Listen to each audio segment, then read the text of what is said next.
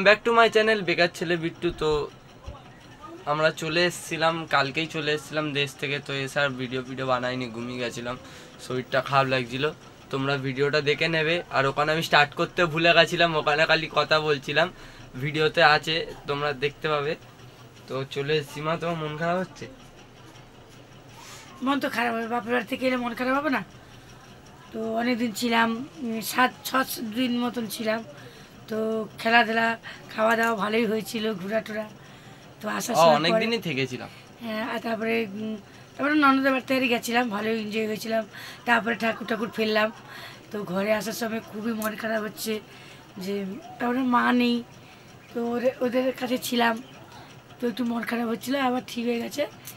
তো কার কার যে বাপের বাড়ি থেকে আসার সময় মন খারাপ হয় কমেন্ট করে জানাও।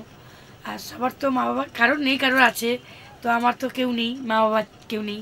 তো আমার দাদা আর ভাইপোরা আছে। তো তাও ওদের সঙ্গে এনজয় করেছিলাম, ভালো লাগছিলো।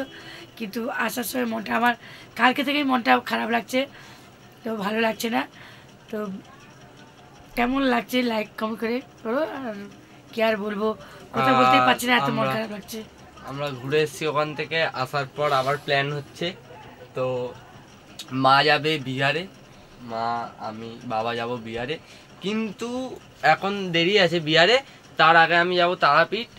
আর মারা কেউ যাবে না, আমি যাচ্ছি আমার বন্ধুদের সাথে তারাপীঠ। মা না করছে, তাও দেখি বাবা আসে, বাবার সাথে কথা বলি।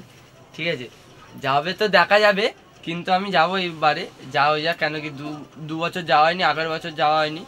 তারা না, 2 বছর না, 1 বছর যাওয়া হয়নি। তার আগের বছর গেছিলাম দিদিদের সাথে, 1 বছর মাঝখানে ছেড়ে গেল। তো এই বছর যাব। তো টিকিট কাটা তো হয়ে গেছে, এবার দেখি কী হয়। বাবা আসুক, বাবার সাথে কথাও।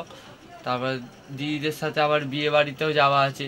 বিয়ে বাড়িটা কবে আনো বিয়ে? ওইটাই বুঝতে পারিনি। তো হ্যাঁ, ওইটার জন্যই অল্পনি প্রবলেম হচ্ছে। কেন কি মারা আমাদের, দেখো, তারাপীঠে আমরা বন্ধুদের সাথে যাই 3 দিনের জন্য। এবারে মা তো ওখানে 3 দিনের জন্য থাকবে না, মা তো যাবে 1 সপ্তাহের জন্য। এবারে এসে আমি কোথায় খাবো, কি করব, ওইটার জন্যই মা আমায় যেতে মানা করছে আর কি।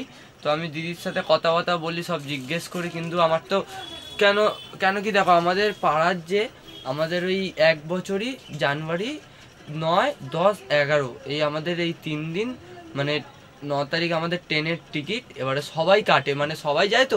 তো একটা ট্রেনেই সবাই যায়। আমাদের পাড়াটা তো জানোই কত বড়, তো সবাই যায়। এখন থেকে সব টিকিট কেটে রেখেছে। তো আজকে চা খেতে গেছিলাম, যে আমাদের সিনিয়র, ও টিকিট কাটছিল বসে। তো আমাদের সবার টিকিটটা কাটিয়ে নিয়েছি ওর কাছ দিয়ে। তো তখনই পয়সাটা দিয়ে দিয়েছি, টিকিট তো কাটা হয়ে গেছে, ওর কাছে আছে টিকিটের বুকিংয়ের এটা। তো দেখি কী হয়, এখন তো জানি না, ডিসাইড হয়নি। তো দেখি দিদির সাথে কথা বলি কখন কি বিয়ে এটে।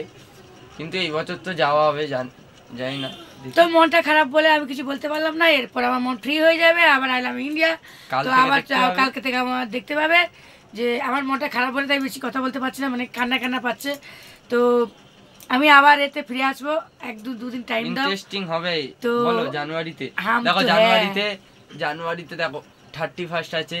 তারপরে আমি তারাপীঠে যাবো, বিয়ে বাড়ি আছে, আমার বার্থডে আছে। এখন 4-5টা ব্লগ তুমি ধামাকা দেখতে পাবে।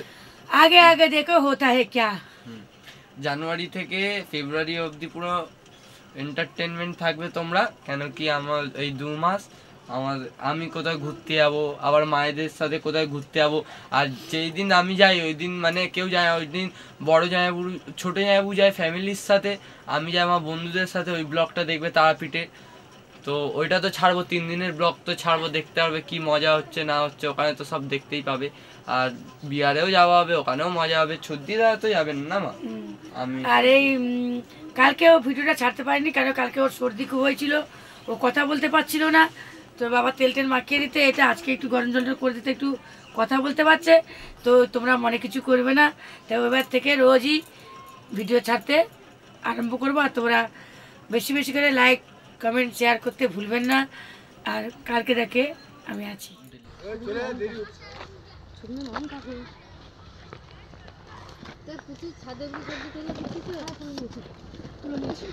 আর ছাদ ক্লিয়ার করে দিয়েছি আমরা রাতে। তো এখন সব বেরিয়ে গেছি যাওয়ার জন্য ঘরে, আজকে রেডি হওয়ার জন্য। তো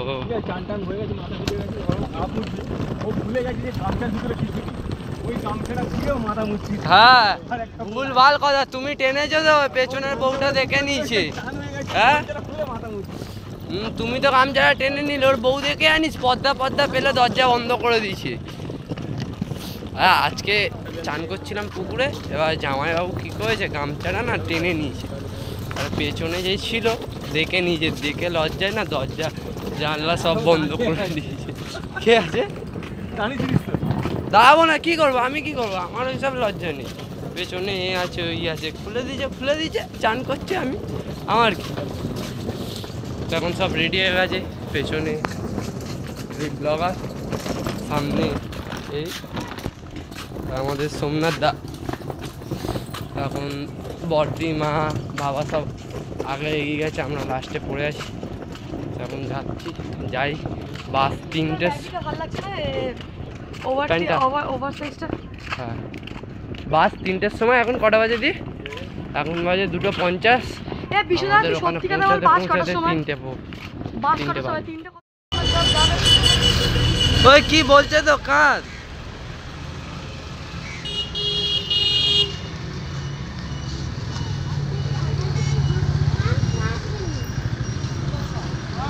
কি বলছে বুঝতে পারছি না। আমার চার্জার আমার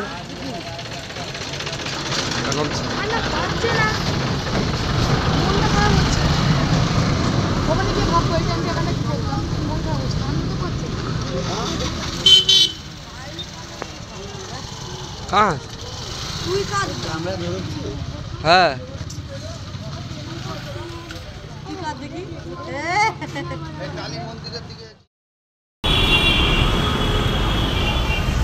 তো এখন আমরা চলে এসেছি ধর্মতলা।